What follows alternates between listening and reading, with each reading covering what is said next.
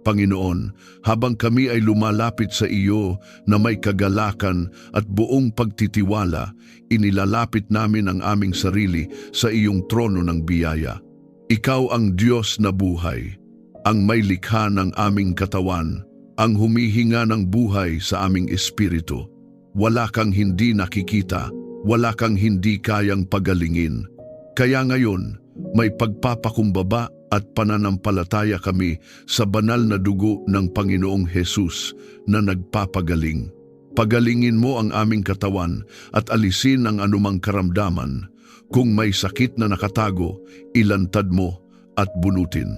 Kung may pamamaga, impeksyon, panghihina o anumang karamdaman na matagal nang bumabagabag, utusan mo itong umalis sa pangalan ni Hesus. Pinapawalang bisa namin ang anumang diagnosis na hindi ayon sa iyong kalooban. Tinatanggihan namin ang anumang hatol ng takot. Sinasabi namin na ikaw ang aming dakilang manggagamot at ang iyong salita ay buhay at may kapangyarihan. Kung may karamdaman na namamana, pinuputol namin ang anumang sumpa ng sakit na dumadaloy sa aming angkan. Sa kapangyarihan ng dugo ni Hesus, winawasak namin ang bawat espiritu ng kahinaan, bawat espiritu ng karamdaman, bawat espiritu ng pagdurusa. Walang kapangyarihan ang kadiliman sa templong ito na iyong tinubos. Ang aming katawan ay hindi pag-aari ng sakit, ito ay pag-aari mo. Kaya ipinapahayag namin ang kagalingan, ipinapahayag namin ang kalakasan. Ipanumbalik mo ang lakas ng aming pangangatawan upang makapaglingkod kami sa iyo ng may sigla. Alisin mo ang pagkapagod na hindi maipaliwanag, ang panghihina na parang bigat sa aming mga balikat.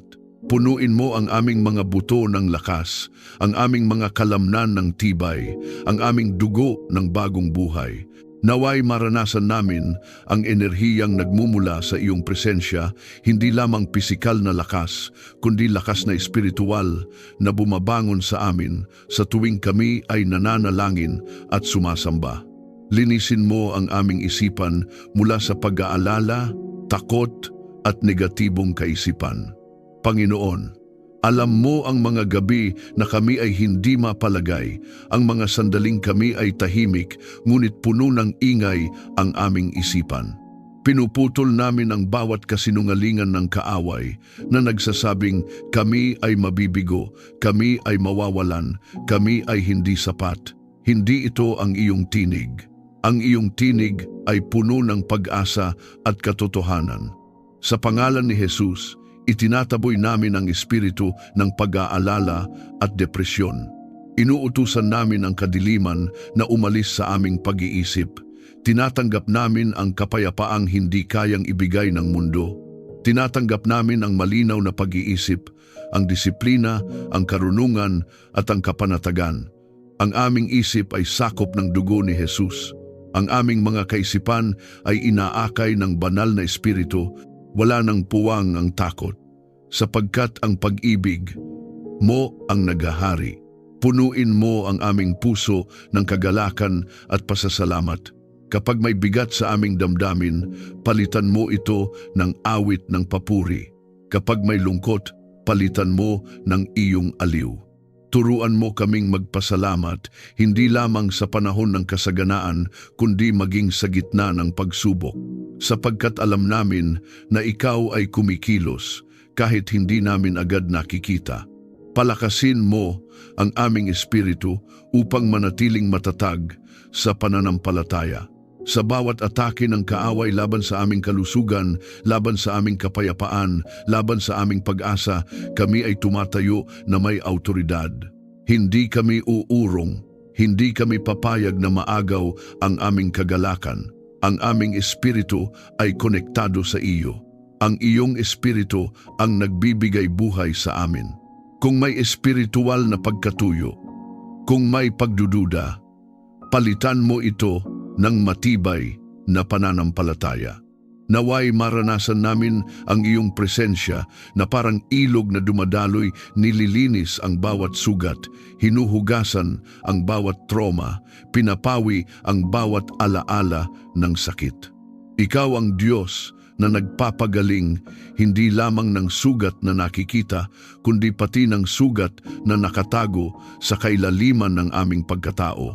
Naway maranasan ng aming buong pamilya ang iyong kagalingang pisikal, emosyonal at espiritual. Takpan mo ang bawat miyembro ng aming tahanan ng iyong makapangyarihang kamay. Kung may isa mang nanghihina, palakasin mo. Kung may nagdurusa sa katahimikan, aliwin mo. Kung may naliligaw ng pag-asa, akayin mo pabalik sa iyong liwanag. Pinapahayag namin na ang aming tahanan ay hindi magiging pugad ng karamdaman, kundi lugar ng kagalingan. Hindi ito magiging tahanan ng takot, kundi tahanan ng pananampalataya. Ang bawat silid ay puspos ng iyong presensya. Ang bawat higaan ay saksi ng iyong pagpapagaling. Ang bawat hapag ay lugar ng pasasalamat.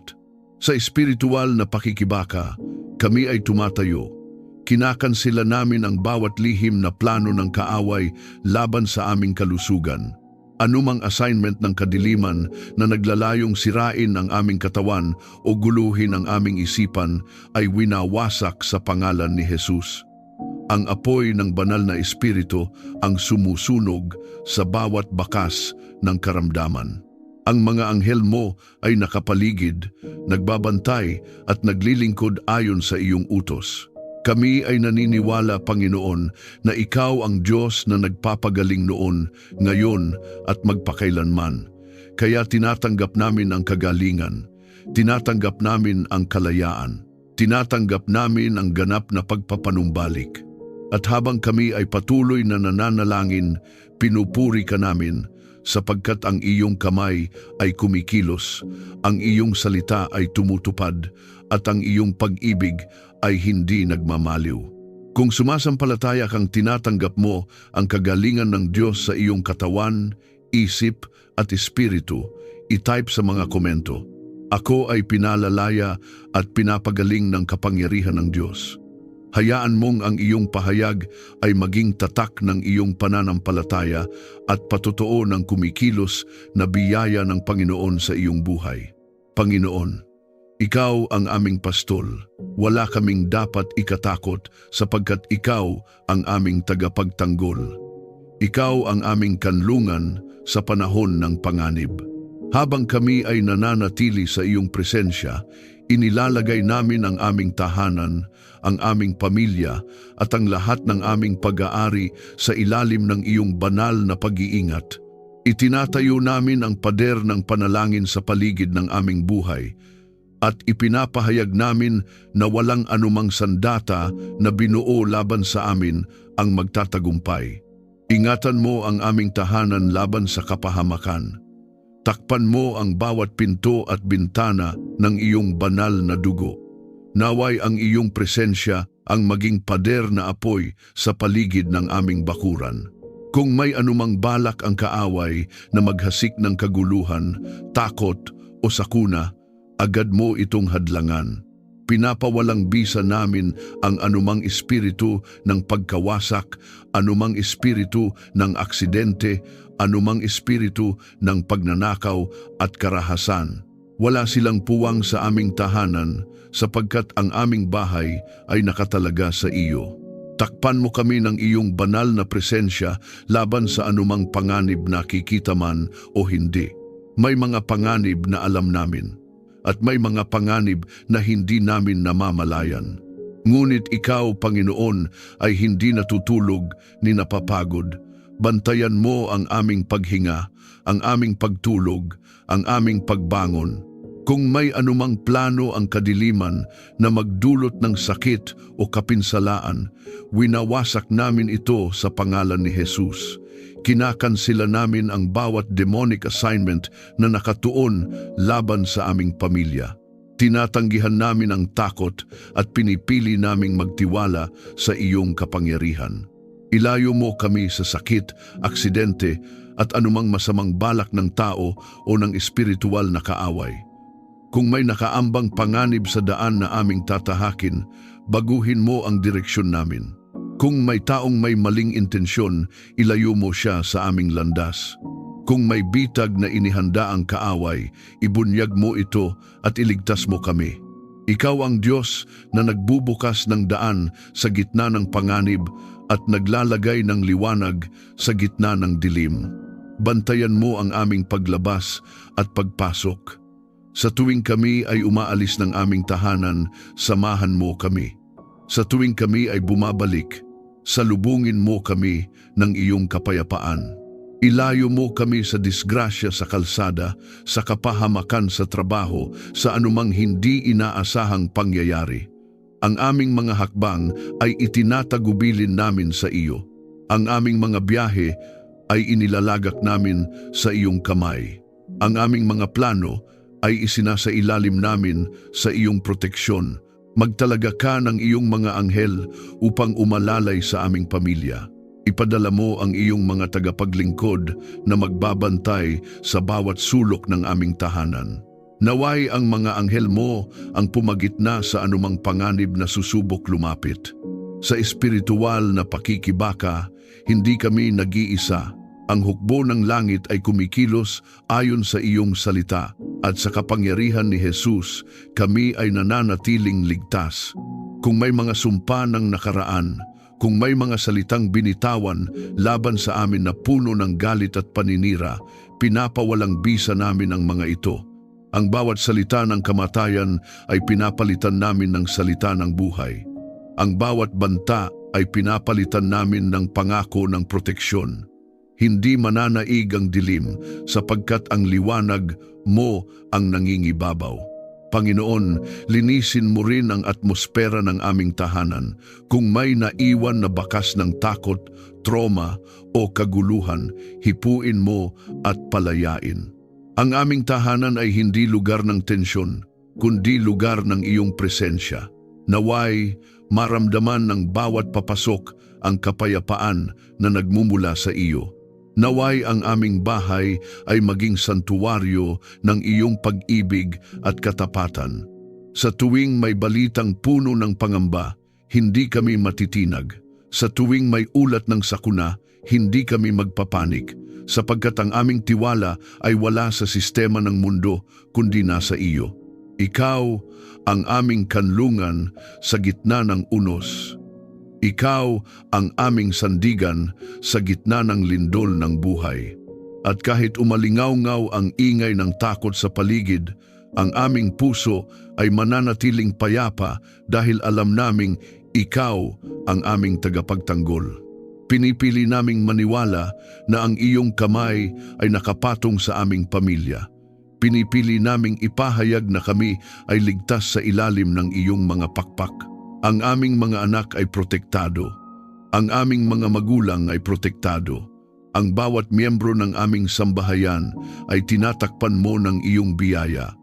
Walang masamang balita ang mananaig sa aming pananampalataya. At sa bawat pagtatangka ng kaaway na maghasik ng takot, kami ay tumatayo at nagsasabi, hanggang dito ka lamang. Hindi ka makakalampas. Ang dugo ni Jesus ang aming pananggalang. Ang salita ng Diyos ang aming sandata.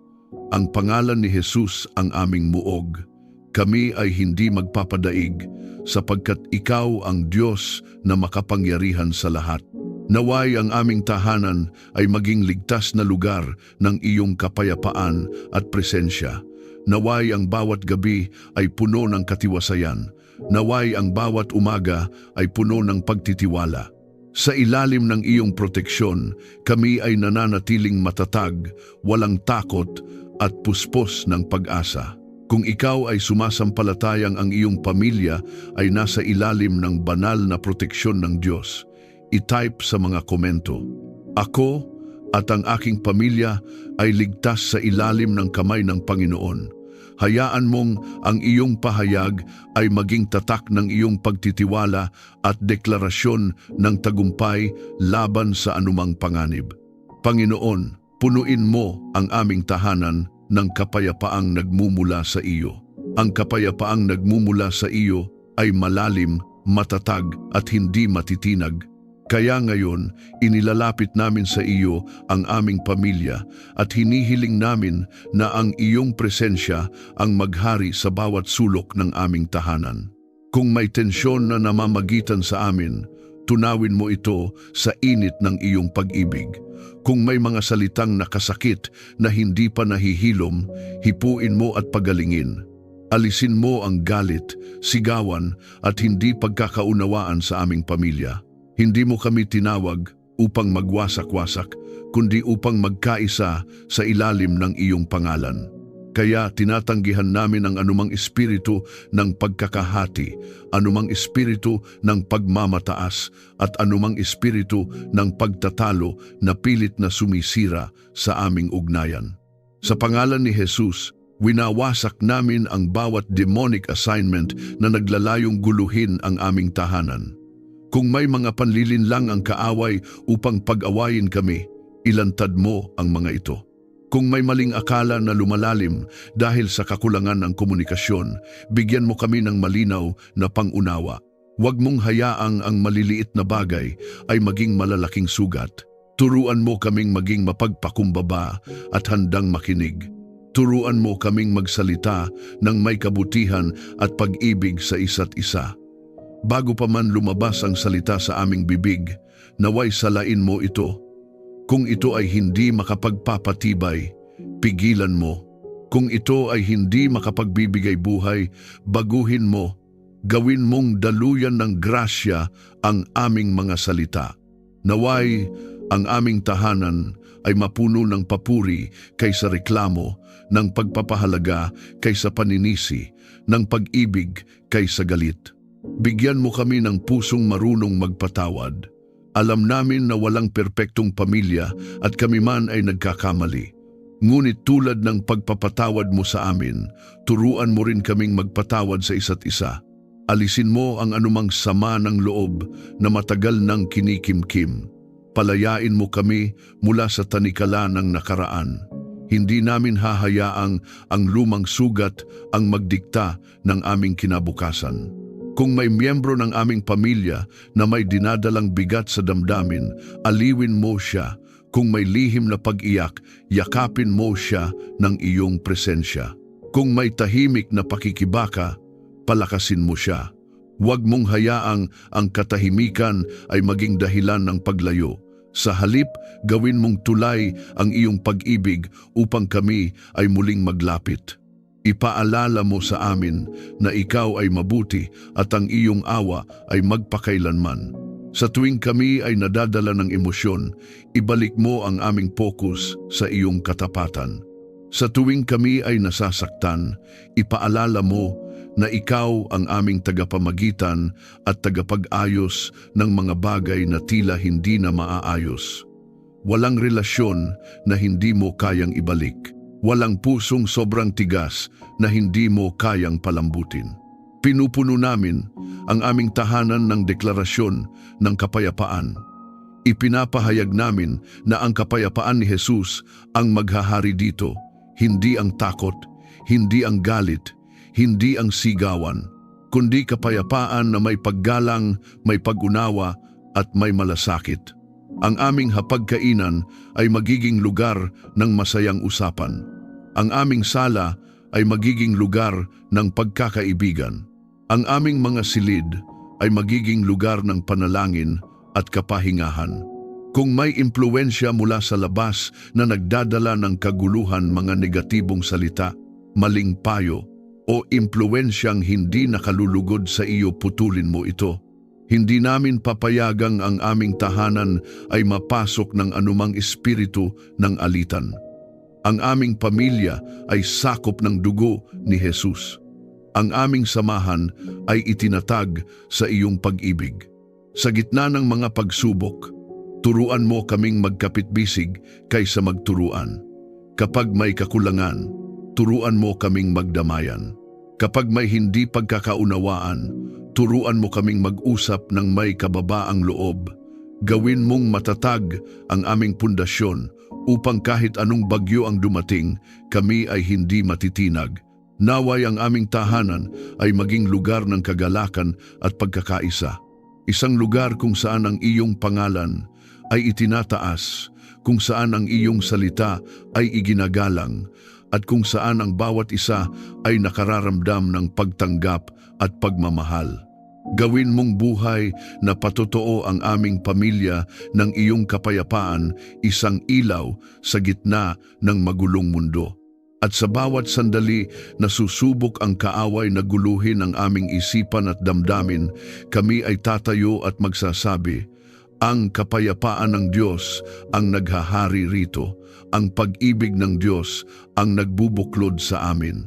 Ang presensya ng Diyos ang nananatili sa aming tahanan.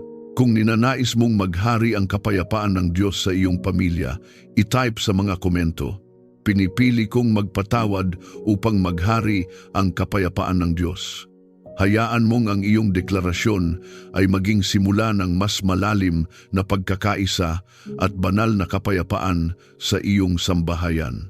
Panginoon, Ikaw ang pinagmumulan ng tunay na karunungan. Ang iyong pag-iisip ay higit sa aming pag-iisip at ang iyong mga daan ay mas mataas kaysa sa aming mga daan.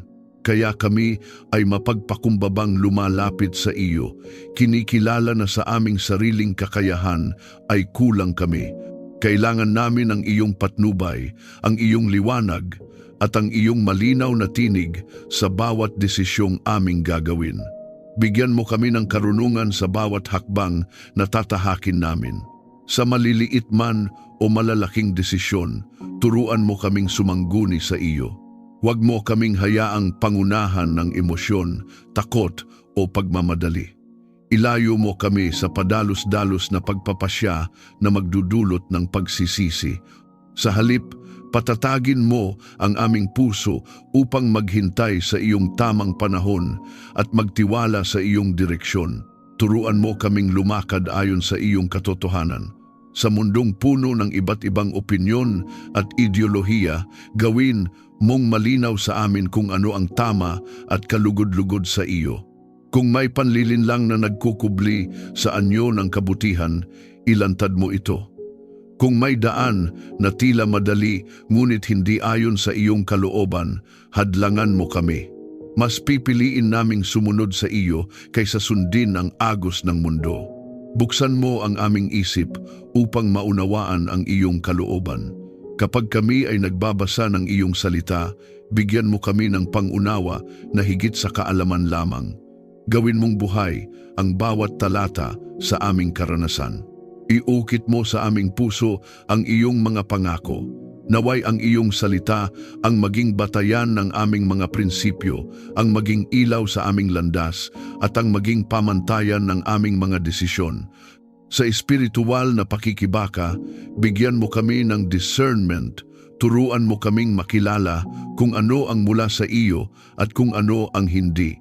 Kung may lihim na bitag ang kaaway na nakatago sa likod ng oportunidad, ihayag mo ito bago pa kami madapa. Kinakansela namin ang bawat demonic assignment na naglalayong lituhin ang aming isip at ilayo kami sa iyong kalooban. Sa pangalan ni Jesus, tinatanggap namin ang malinaw na direksyon at matatag na paninindigan. Gabayan mo ang mga magulang sa wastong pagpapalaki ng mga anak. Bigyan mo kami ng pasensya kapag kami ay napapagod. Bigyan mo kami ng mahinahong tinig kapag kami ay nasasaktan. Turuan mo kaming maging halimbawa ng pananampalataya, integridad at pag-ibig. Huwag mo kaming hayaang maging pabaya o masyadong mahigpit. Ibalanse mo ang aming disiplina at lambing ayon sa iyong karunungan. Kapag kami ay nahaharap sa mga hamon sa pagpapalaki ng aming mga anak, paalalahanan mo kaming hindi kami nag-iisa. Ikaw ang tunay na ama na nagtuturo at gumagabay. Ipakita mo sa amin kung paano sila palalakihin na may takot at paggalang sa iyo. Kung may impluwensyang hindi mabuti na lumalapit sa kanila, bigyan mo kami ng kaalaman upang maagapan ito. Naway ang aming tahanan ay maging lugar ng paghubog at pagtuturo ng iyong katotohanan. Bigyan mo ng karunungan ang aming mga anak sa kanilang pag-aaral at pakikitungo sa iba. Buksan mo ang kanilang isipan upang maunawaan ang kanilang mga aralin. Palakasin mo ang kanilang memorya at konsentrasyon. Ilayo mo sila sa impluwensyang maglalayo sa iyo. Turuan mo silang pumili ng mabubuting kaibigan at maging mabuting impluwensya sa iba. Kung sila man ay makaranas ng tukso o presyon mula sa paligid, paalalahanan mo silang tumayo sa iyong katotohanan. Naway ang iyong espiritu ang magpaalala sa kanila ng tama at mali. Sa bawat pagsusulit ng buhay, akademiko man o moral, tulungan mo silang magtagumpay ng may integridad.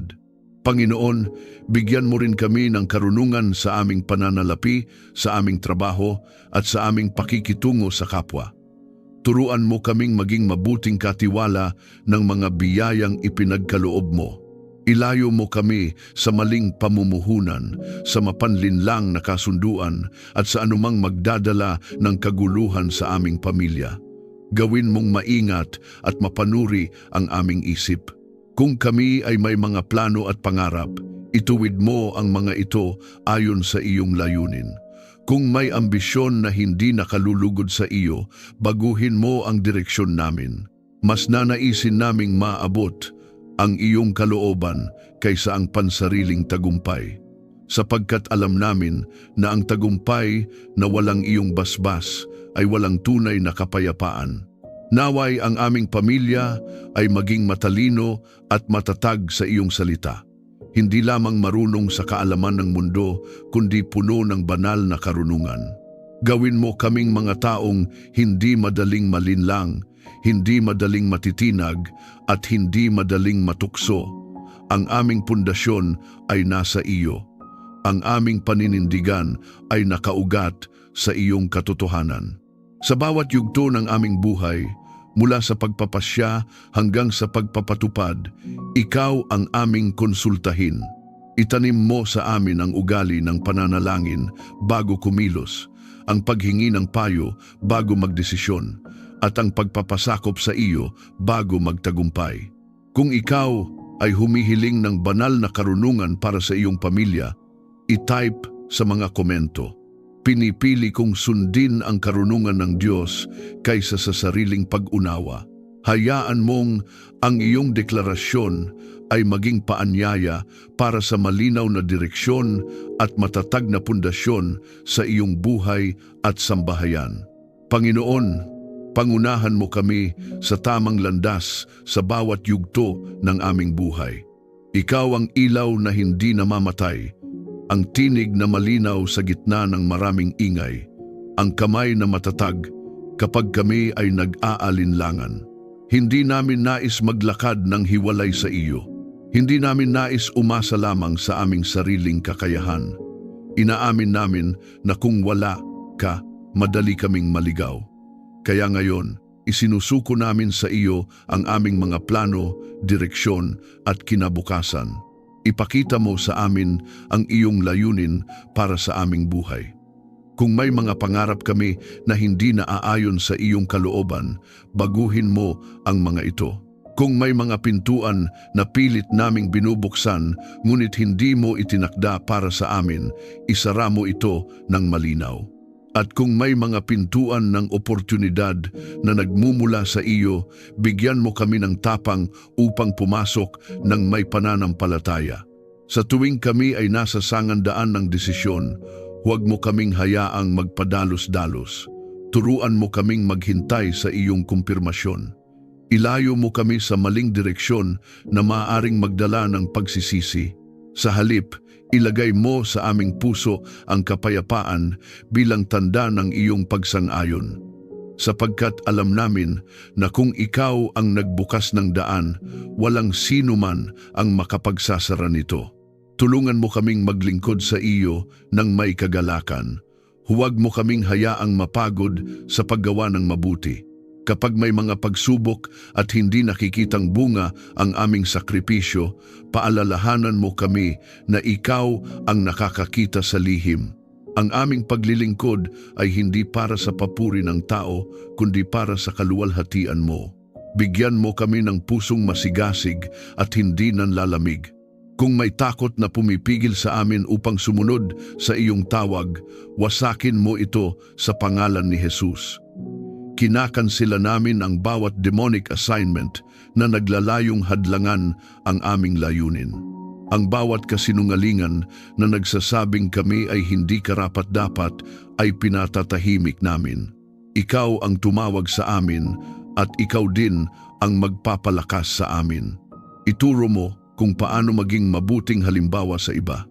Sa aming pananalita, sa aming pagkilos, at sa aming pamumuhay, naway makita ka, gawin mong buhay na patotoo ang aming pamilya ng iyong kabutihan at katapatan. Kung may nakakakita sa amin sa oras ng pagsubok, naway makita nila ang aming pagtitiwala sa iyo. Kung may nakakakita sa amin sa oras ng tagumpay, naway makita nila ang aming pagpapakumbaba at pasasalamat. Turuan mo kaming maging sensitibo sa tinig ng banal na espiritu. Sa maliliit na paalala at banayad na gabay, naway maging handa kaming sumunod. Kung kami ay napapalayo sa iyo dahil sa abala o pag-aalala, ibalik mo kami agad sa iyong presensya. Ayaw naming masanay na wala ang iyong direksyon. Nais naming ang bawat hakbang namin ay nakasunod sa iyong kalooban. Sa bawat hakbang namin, ikaw nawa ang aming sandigan at direksyon. Kapag ang landas ay tila mahirap at mabato, hawakan mo kami. Kapag ang daan ay tila madilim at hindi malinaw, liwanagan mo ito. Kapag kami ay nadadapa, ibangon mo kami. Hindi kami titigil sa paglalakad, kasama ka. Ang aming pamilya ay itinatagubilin namin sa iyong patnubay. Ang aming mga anak, ang aming mga magulang at ang bawat mahal namin sa buhay ay nasa ilalim ng iyong direksyon. Huwag mo kaming hayaang maligaw sa impluwensya ng mundo. Panatilihin mo kaming nakatuon sa iyo. Kung nais mong maranasan ang malinaw na gabay ng Diyos sa iyong buhay, i-type sa mga komento, Panginoon, ikaw ang manguna sa bawat hakbang ng aking buhay. Hayaan mong ang iyong pahayag ay maging pagsuko at pagtitiwala sa perpektong direksyon ng Diyos. Panginoon, ikaw ang pinagmumulan ng lahat ng mabuti at ganap na kaloob. Ang bawat pagpapala ay nagmumula sa iyong kamay at walang anumang kayamanan sa mundo ang maihahambing sa iyong presensya sa aming buhay.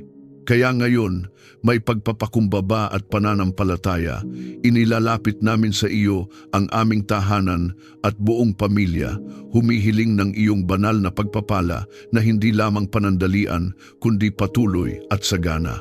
Pagpalain mo ang aming tahanan ng kasaganaan at sapat na pangangailangan.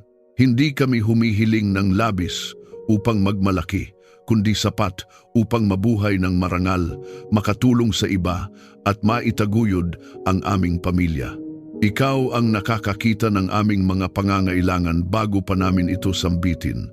Alam mo ang bawat bayarin, bawat obligasyon, bawat alalahanin tungkol sa pananalapi. Kaya inilalagak namin sa iyo ang aming pagtitiwala. Kung may kakulangan, ikaw ang magpuno. Kung may pagkakautang, turuan mo kaming maging disiplinado at bigyan mo kami ng paraan upang ito ay mabayaran. Kung may pintuan ng oportunidad na dapat buksan, pangunahan mo kami roon. Ngunit kung may alok na tila kaakit-akit ngunit magdadala ng kapahamakan, ilayo mo kami. Ayaw naming pagpalain sa paraang maglalayo sa iyo. Nais naming ang pagpapalang nagmumula sa iyo ay may kasamang kapayapaan.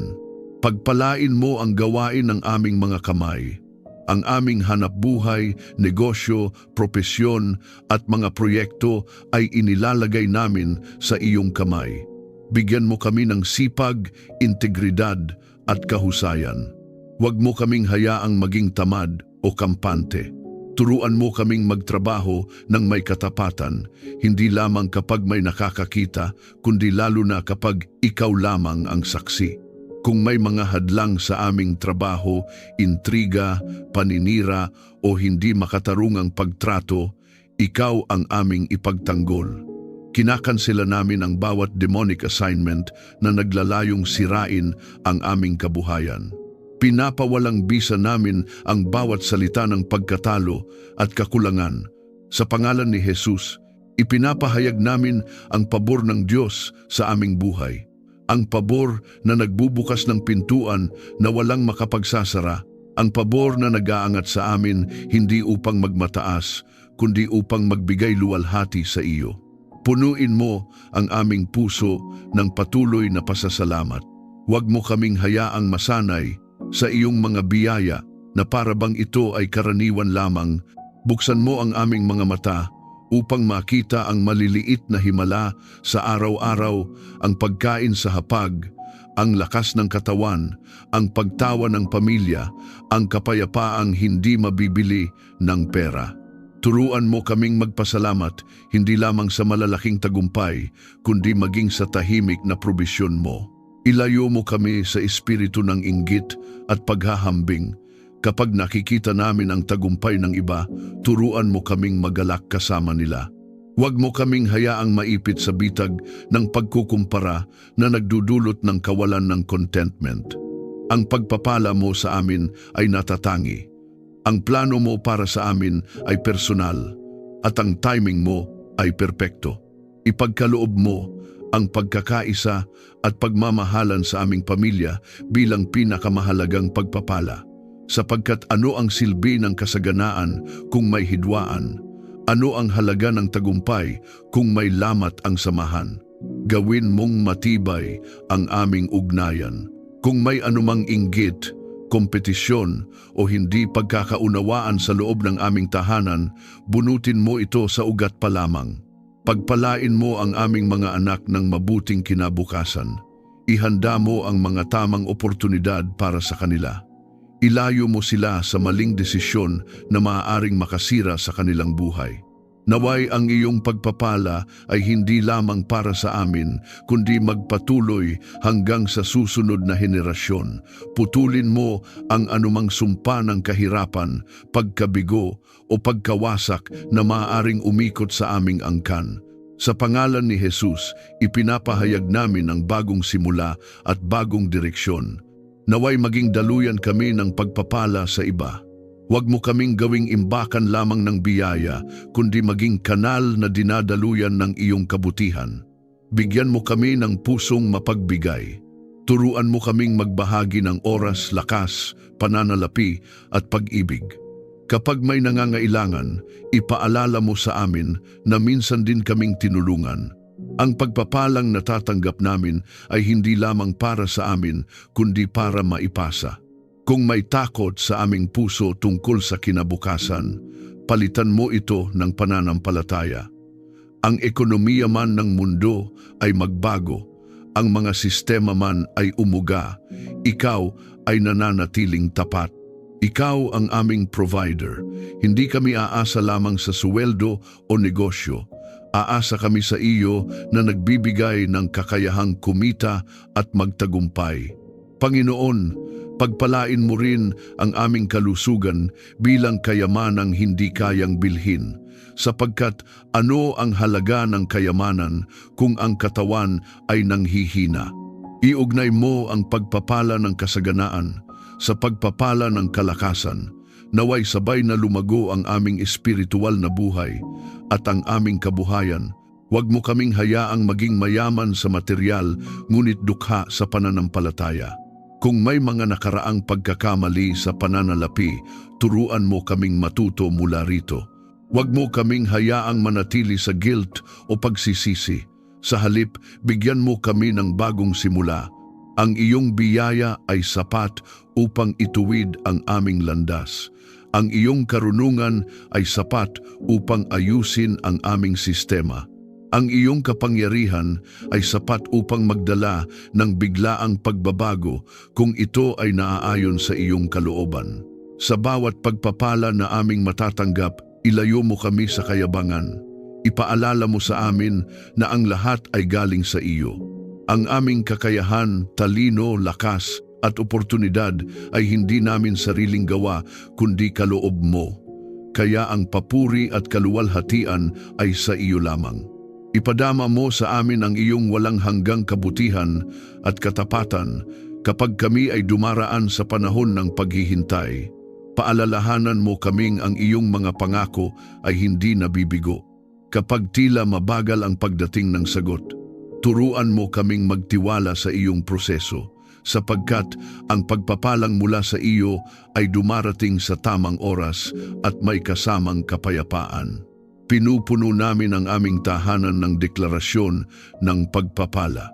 Ipinapahayag namin na kami ay pinagpala upang magpala, pinagpala upang maging ilaw, pinagpala upang maging patotoo ng iyong katapatan. Walang anumang sumpa ang mananaig sapagkat kami ay tinubos ni Jesus. Walang kakulangan ang maghahari sapagkat ikaw ang aming pastol. Sa espiritual na larangan, tinatatakan namin ang aming pamilya ng iyong pangako. Ang bawat pagtatangka ng kaaway na hadlangan ang aming pagpapala ay winawasak. Ang bawat plano ng kadiliman laban sa aming kasaganaan ay kinakansela. Sa pangalan ni Jesus, tinatanggap namin ang bukas na langit at umaapaw na biyaya. Kung ikaw ay naniniwalang ang iyong pamilya ay nasa ilalim ng pagpapala ng Diyos at handang maging daluyan ng kabutihan sa iba, i-type sa mga komento, "Pinagpala ako upang magpala at magbigay luwalhati sa Diyos."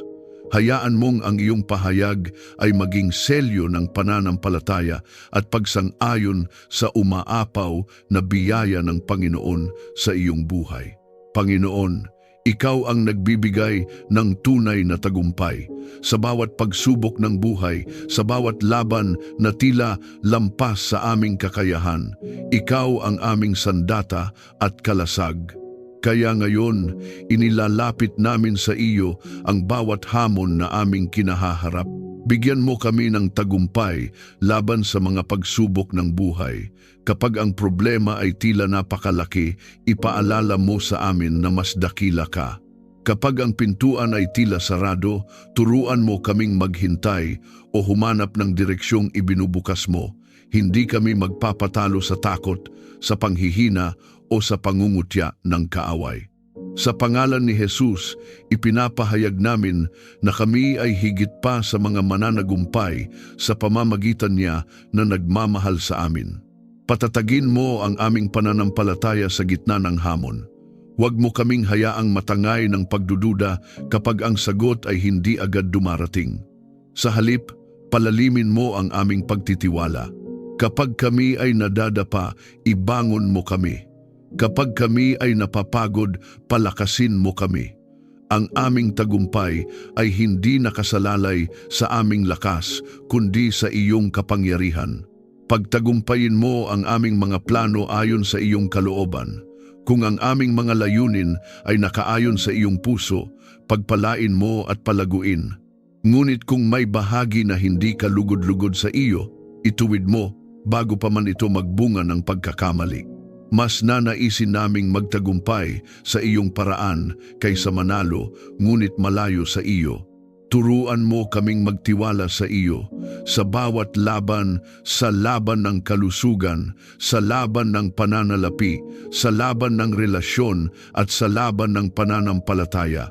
Kinakansela namin ang bawat demonic assignment na naglalayong hadlangan ng aming progreso. Ang bawat tanikala ng pagkatalo ay pinuputol.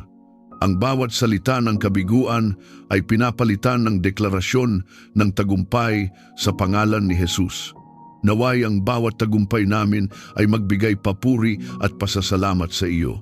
Huwag mo kaming hayaang ang tagumpay ay magdala ng pagmamataas. Sa halip, gawin mo itong patotoo ng iyong katapatan. Sa bawat panalo, ikaw ang aming itataas. Sa bawat breakthrough, ikaw ang aming pupurihin. At sa bawat larangan ng aming buhay, ipinapahayag namin ang tuloy-tuloy na tagumpay sa pangalan ni Jesus. Amen. Maraming salamat sa muli mong pagsama sa akin sa ating sandali ng panalangin.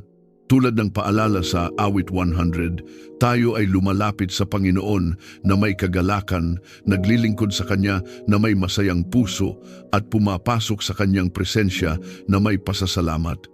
Kung may dinadala ang iyong puso pasasalamat para sa Kanyang kabutihan, kahilingan o simpleng pagpupuri sa kanyang pangalan, maaari mo itong ibahagi sa mga komento. Inaanyayahan kitang i-like, i-share at mag-subscribe upang mas marami pa ang makasama natin sa paglapit sa Diyos na may kagalakan. Sa bawat pagbahagi mo, maaring may pusong mapalakas at may buhay na muling mapuno ng pag-asa. Naway ang kabutihan at katapatan ng Panginoon ang sumama sa iyo at sa iyong pamilya. Magpatuloy kang magpasalamat, magpatuloy kang magpuri, at magpatuloy kang magtiwala. Hanggang sa muli nating sandali ng panalangin at pagpupuri, pagpalain ka ng Diyos.